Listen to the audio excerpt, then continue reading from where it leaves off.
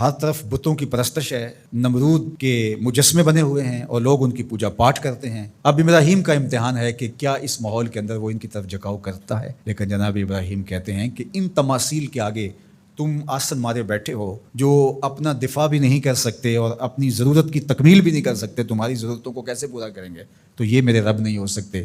شمس و قمر کو، چاند کو، سورج کو، ستاروں کو پوچھتے ہو، اچھا یہ چاند یہ ستارے رب ہے؟ تو جب ڈوب گئے تو کہا کہ جو ڈوبنے والے ہیں وہ میرے رب تو نہیں ہو سکتے، مجھے رب کی ضرورت پڑ جائے، رب ڈوبا ہوا ہو تو مجھے تو وہ چاہیے جو ہر وقت حاضر ہو، تو میں تو اس رب کی پوجا نہیں کر سکتا۔ یہ ان کے شعور کا امتحان تھا اور اس شعوری امتحان میں پورے نکلے۔ پھر اس کے بعد اگلا امتحان تھا کہ وہ اس شعور کو بیان کرنے کی طاقت بھی رکھتے ہیں کہ نہیں۔ پھر بت کدا ٹوٹتا ہے، نمرود کا دربار سجتا ہے، اور وہاں جو خطبہ حضرت ابراہیم نے دیا زمانے نے سنا، جب کلہاڑا اس بڑے بت کے کندھے پہ رکھ دیا اور باقی سارے بتوں کا تیا پانچا کر کے رکھ دیا، جب وہ میلے سے واپس آئے تو ابراہیم بڑی بے نیازی سے بولتے ہیں ان کے بڑے نے کیا ہوگا، دیکھو اسلحہ تو اسی کے کندھے پر ہے۔ تو وہ کہنے لگے ابراہیم تو جانتا ہے یہ بولتے نہیں ہیں، اور حضرت ابراہیم یہی تو لانا چاہتے تھے۔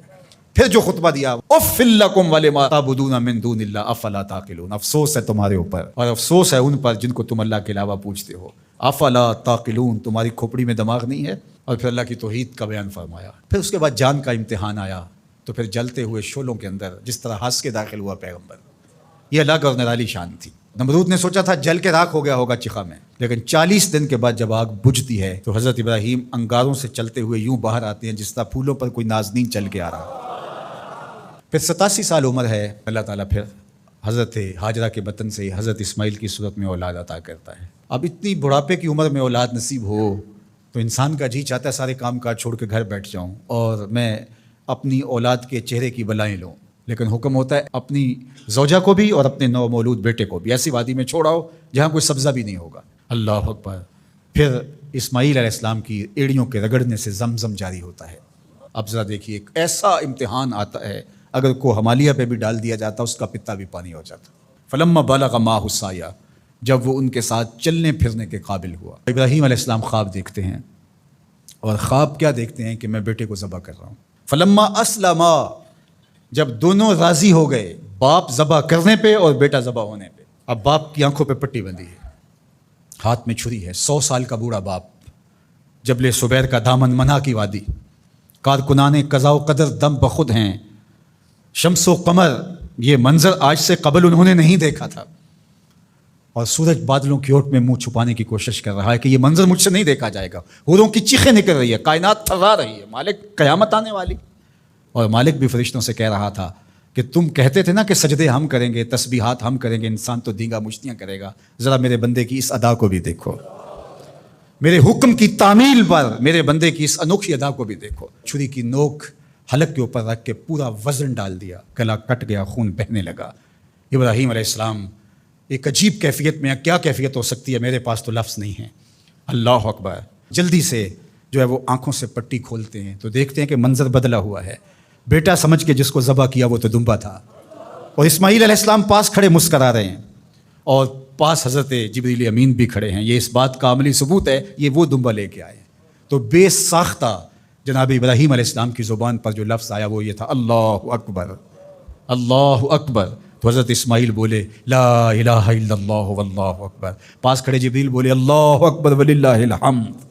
اللہ نے کہا اے ابراہیم تمہاری قربانی کی سنت کو بھی قیامت تک جاری رکھیں گے، تمہاری زبانوں سے نکلے ہوئے جملے بھی مرنے نہیں دیں گے۔ وَنَادَيْنَاهُ أَن يَا إِبْرَاهِيمُ قَدْ صَدَّقْتَ الرُّؤْيَا إِنَّا كَذَلِكَ نَجْزِي الْمُحْسِنِينَ۔ اس حال میں ہم نے ندا دی ابراہیم تو نے واقعی خواب پورا کر دکھایا۔ إِنَّ هَذَا لَهُوَ الْبَلَاءُ الْمُبِينُ۔ اللہ فرماتا ہے یہ بہت بڑا امتحان تھا، یہ چھوٹا امتحان نہیں تھا۔ اور پھر میرا رب ہو کے کیا کہتا ہے، سلام علی ابراہیم، اے ابراہیم تیرے اوپر سلامتیاں نازل ہو۔ اللہ اکبر۔ پرسوں بھی میں کسی منڈی کے قریب سے گزرا، کہتے ہیں یہ اس علاقے کی سب سے بڑی منڈی ہے، تو ہزاروں جانور، ہجوم محبت، اور سڑکوں پر، گلیوں میں، بازاروں میں کوئی یہاں گائے لے کے جا رہا ہے، کوئی بیل، کوئی اونٹ اٹھا کے لے کے جا رہا ہے، تو بے ساختہ میری زبان سے یہی نکلتا ہے سلام علی ابراہیم، ابراہیم تیرے اوپر سلامتیاں نازل ہوں۔ اللہ اکبر۔ اور اس قربان گاہ پر، جس قربان گاہ پر حضرت اسماعیل کو لے کر کے چلے تھے، منا کی وادی میں جبل سبیر کے پاس، وہاں 25 لاکھ حجاج جانور ذبح کریں گے، تو منا کی وادی اس گونج سے منور ہوگی، آواز آ رہی ہوگی سلام علی ابراہیم، ابراہیم تیرے اوپر سلامتی۔ ابراہیم علیہ السلام نے چھوٹا کام نہیں کیا، بہت بڑا کام کیا، لیکن میرے رب نے بھی پھر جو اعزاز دیا، جو تکریم دیا، عرض کی کہ یا رسول اللہ یہ قربانیاں کیا ہیں؟ فرمایا تمہارے باپ ابراہیم کی سنت ہے، قیامت تک وہ نقشہ ہماری آنکھوں کے سامنے رہے گا اور لوگ اپنے قیمتی متاع کو اس طرح قربان کرتے رہیں گے۔ ہمارے ایک بزرگ فرمایا کرتے تھے کہ ہر بندے کا کوئی نہ کوئی اسماعیل ہوتا ہے، جب تک وہ اپنے اسماعیل کی گردن پر چھری نہیں رکھتا رب کا قرب نصیب نہیں ہوتا۔ تو اپنی عزیز ترین متاع اللہ کی راہ میں قربان کرنے کا موقع آ جائے، وہ جان ہو، وہ اولاد ہو، وہ مال ہو، وہ منصب ہو، جب حالات تقاضا کریں اور آپ کو لگے کہ میرے مالک کا مجھ سے یہ تقاضا ہے، تو راہ خدا کے اندر قربان کرنے کا جب یہ جذبہ اس لیول تک پہنچ جائے تو پھر آپ اس نور سے مالا مال ہوتے ہیں، اس فیض سے فیض یاب ہوتے ہیں۔ ہمارے لیے یہ واقعات اس لیے رکھے، ہم تو چھوٹے چھوٹے امتحانوں سے ڈر جاتے ہیں، ہمیں بڑے امتحان بھی دینے پڑے تو ہمارے بڑوں کی سیرت یہ ہے کہ ہم کشادہ دلی کے ساتھ، خوش دلی کے ساتھ ان امتحانوں سے گزریں، پھر ہمارے رب کی رحمتیں اور کرم نوازیاں ہمارے شامل حال ہوں گی۔